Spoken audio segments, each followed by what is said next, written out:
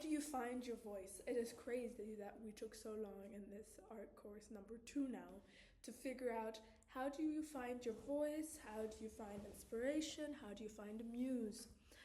I'll give you some of mine. I'll tell you about my process a little bit, and then you can take some of mine because I don't have a monopoly on falling in love, thank God. Have you ever thought of that? You're only like if you believe in the one, I do. You only one person's the one. So everyone else, you're like, I'm not the one. I am not the one. Anyways, so what are some great muses? Muses are great. They're wonderful. They sometimes half rip your heart out, but that's part of the art of it. I think falling in love is a great thing to do. Even if you're scared, I think falling in love is something. I mean, it depends on who you fall in love with. But you kind of never regret. At least I've never regretted falling in love or feeling something for someone. And I think the beautiful thing with falling in love and why it gets to make such a beautiful muse is you are ideally looking at them and you're observing them, and you never observe and look at people quite like you do with someone you love. Granted, you might jump to the wrong conclusions, but at least you're jumping to something. Some other muses. So what I do, I'll give you my rundown. What I do is I I'll go on walks. I used to be able to, I still can, but it's a little bit more of a chill time right now, so I'm not writing that much, but I would go on walks, listen to music, and a poem would come to me mid-song. I think that was because I'm already so stubborn that my brain is like, we want to write this, come on, hurry up. And then I'd be like, okay, fine, we'll write it. So I think walks are great. I also have this series that I'm gonna continue on in Vienna, which is lovely, is to write in coffee shops. I love like just sitting down in a coffee shop and being like people watching and writing about that. And I also think any great writer is a great watcher. Because yes, you can of course, and there are some writers that are like that who read a lot and are inspired by that, and most singers have singers they like and then they get their own voice throughout their like second and third album. That can be. But when I think of a great writer, I think of a great observer, and not observer of they picked that up, they put that down, they did this, they did that, but of humanness.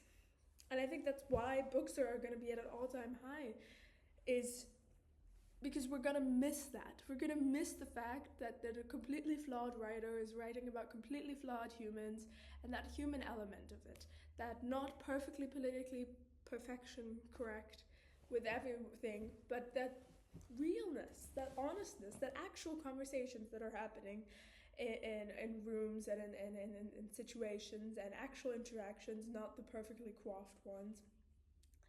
And so when I think of a great writer, I think of a great watcher. Now you're like, okay, but I'm not a writer. I don't want to write. I came into this art course for something else. You need to watch anyways. So maybe you can do the same like with the muse, but with sculptures. The exact same thing.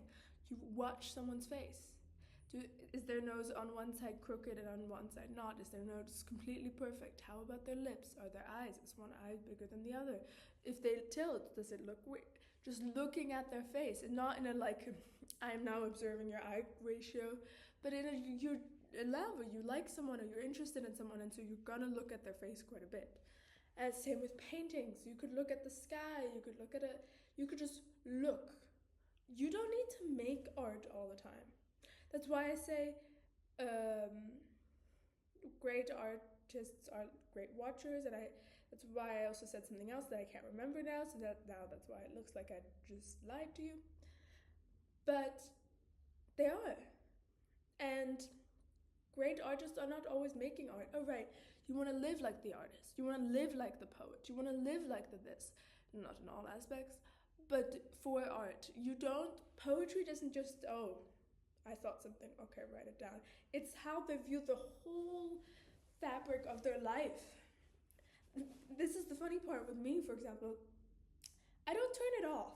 So when I'm in a conversation, you're still getting a writer talking to you. Like, it's not like a lawyer probably turns it off a little bit more.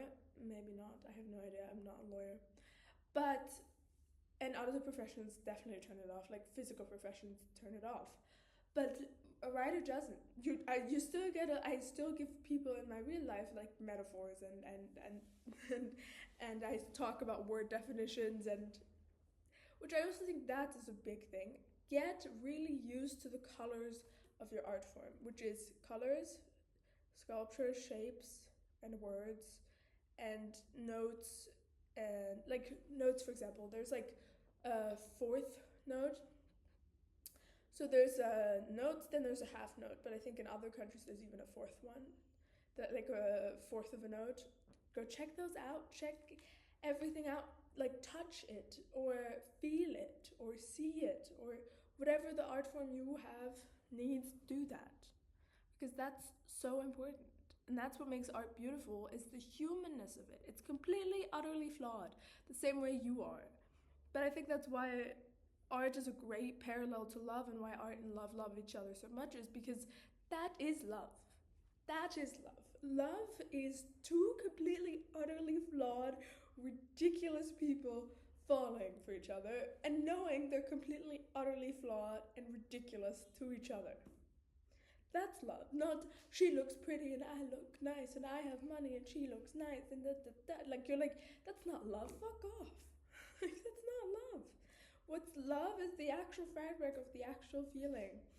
And I think love is only true, if I were to define it, when it's flawed. I don't think there's anything beautiful about perfection. I have so many poems about my utter despise of perfection. But anyways, I hope you enjoyed.